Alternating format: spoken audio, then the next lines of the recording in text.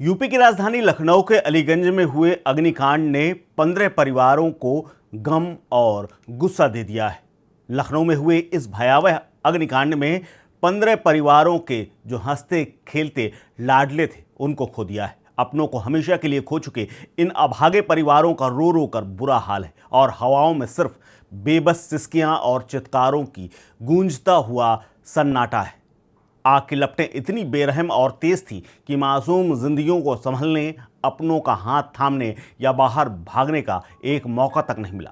चीख पुकार के बीच में दमकल विभाग की गाड़ियां और रेस्क्यू टीमों ने अपनी जान पर खेल करके घंटों की मशक्कत के बाद बमुश्किल आग पर काबू पाया, लेकिन तब तक कई घरों के चिराग हमेशा के लिए बुझ चुके थे। ये चिराग उस सिस्टम की भेंट चढ़े हैं जो सिस्टम सड़ चुका है और आज तक रुपयों की गड्डी के नीचे से चलता है। ऐसी ही 5 रुला देने वाली कहानियां मैं आपके लिए लाया हूं, जिनके परिवारों के चिराग बुझ चुके हैं। 3 बहनों का इकलौता भाई इस आग में समा गया। बाराबंकी का परिवार जो अब लखनऊ में रहता है, उनका इकलौता बेटा शहजान इन मृतकों की सूची में शामिल है, जो हाजी मोहम्मद इमरान का इकलौता बेटा था। इमरान का परिवार लगभग 20 साल पहले बाराबंकी से निकल करके लखनऊ के जानकीपुरम में आके बस गया था।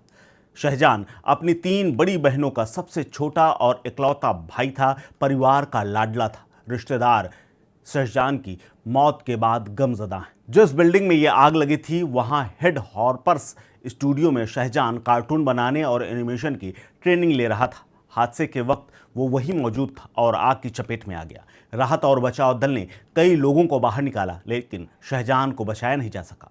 घटना की सूचना मिलने के बाद परिवार के लोग अस्पताल, मर्चरी और उस बिल्डिंग के आसपास घूमते, बिलखते, रोते हुए दिखाई दिए। परिवार के लोग सिविल अस्पताल पहुंचे, जहां पर शहजान को मृत घोषित कर दिया गया।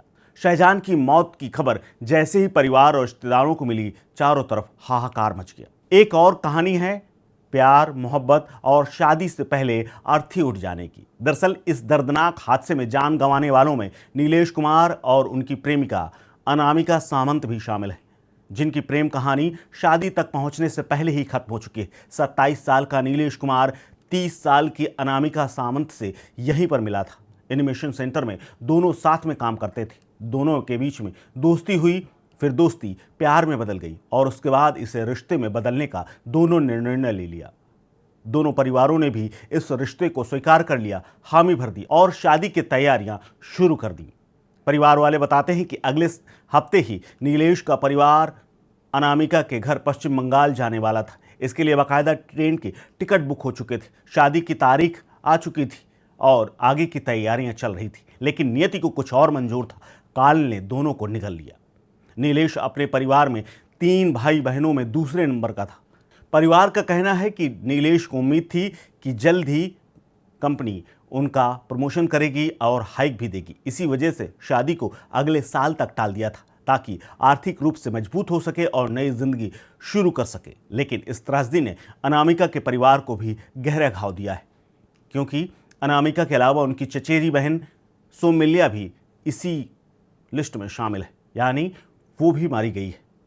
वो भी इसी संस्थान में काम करती थी। कुछ घंटे पहले तक दोनों परिवार शादी की योजनाओं पर चर्चा कर रहे थे। भविष्य की चिंताओं में डूबा हुआ नीलेश भी तमाम तरह के प्लान बना रहा था, लेकिन उस दोपहर में जो कुछ हुआ, उसने शाम तक सब कुछ राख में तब्दील कर दिया। एक और कहानी है दादी की 13वीं से पहले ही नाती चल बसा। जी हाँ, लखनऊ के इस अग्निकांड में कानपुर का रहने वाला एक लड़का, जिसका नाम संयम विजय, 28 साल की उम्र में वो गोविंद नगर का रहने वाला लड़का, रोज लखनऊ आता था, नौकरी करता था और उसके बाद शाम को चला जाता था। 10 दिन पहले ही संयम की दादी का निधन हो गया। मंगलवार को उसकी 13वीं थी, लेकिन उसमें जाने से पहले ही दोपहर में अग्निकांड हुआ और संयम, जो कि गोविंद नगर ब्लॉक 11 का रहने वाला था, वो इसमें झुलस करके मारा गया। उनके पिता पुष्पराज का 15 साल पहले निधन हो गया। 5 साल पहले उसकी मां सोनिया ने दूसरी शादी कर ली। संयम के बड़े भाई गुरुग्राम में नौकरी करते हैं, लेकिन संयम की खबर से वो भी टूट चुके हैं और परिवार में मातम का माहौल है। एक और कहानी है। जी हाँ, पहली ही नौकरी में जान चली गई। लखनऊ के अलीगंज में हुए इस अग्निकांड में बाराबंकी शहर के रहने वाले मोहम्मद अम्मार भी शामिल है, जिनका परिवार बाराबंकी शहर के लखवेड़ा बाग में रहता है। मंसूर आलम का 25 साल का बेटा मोहम्मद अम्मार पहली ही नौकरी कोचिंग में करने आया था। बाराबंकी से रोज करीब 30 किलोमीटर चल करके नौकरी के लिए लखनऊ आता जाता था। कोचिंग सेंटर में वो गेम ग्राफिक डिज़ाइनर था।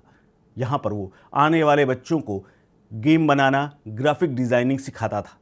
कार्टून बनाने और तमाम कैरेक्टर बनाते हुए सिखाते हुए उनकी जान चली गई है। दोपहर में अचानक लगी आग से अम्मार को भागने का मौका नहीं मिला। 2 साल पहले ही अम्मार ने यहाँ पर अपनी पहली नौकरी शुरू की थी। अम्मार की मौत की खबर परिवार और पड़ोस वालों को जैसे ही मिली, पूरा इलाका मातम से डूब गया है। जानकारी होते ही शाम को उनके घर तमाम परिवार के लोग और पड़ोसी ढांढस बंधाने आ गए। उनके पिता और रिश्तेदार हादसे की सूचना के बाद लखनऊ पहुंचे, लेकिन उन्हें शाम तक शव नहीं मिल पाया। एक और कहानी है सूरज भान की। ये भी कानपुर के रहने वाले हैं, लेकिन नौकरी के लिए तो आए, लेकिन लौटकर वापस नहीं जा पाए। कानपुर के बर्रा के रहने वाले 25 साल के सूरज भान की भी जान चली गई। सूरज भान के पिता शिवराम बर्रा साथ में रहते। सूरज भान शनिवार को घर जाते थे और उसके बाद रविवार की शाम को वापस लखनऊ लौट आते थे। इस बार भी एक दिन पहले ही कानपुर से वो लखनऊ आए थे। पिता कहते हैं कि रविवार की शाम को ही वो काम खत्म करके वापस लखनऊ नौकरी के लिए गया था। उसके परिवार में माँ मीरा, छोटा भाई सम्राट ऋषिकेश गए हुए थे, लेकिन इस सूचना के बाद वो बीच रास्ते से ही लौट करके आ गए, क्योंकि अब उन्हें अपने बेटे का अंतिम संस्कार और तमाम प्रक्रिया करनी है। फिलहाल इस अग्निकांड ने 15 परिवारों को बर्बाद कर दिया है, तबाह कर दिया है, और इन 15 परिवारों में हाहाकार मचा हुआ है। ये ऐसे दाग हैं जो कभी नहीं मिटेंगे। फिलहाल इस खबर में इतना ही। इस खबर को लेकर के आप क्या सोचते हैं, शेयर कीजिए अपनी राय, अपना ओपिनियन हमारे साथ। आप देख रहे हैं स्टेट मिरर।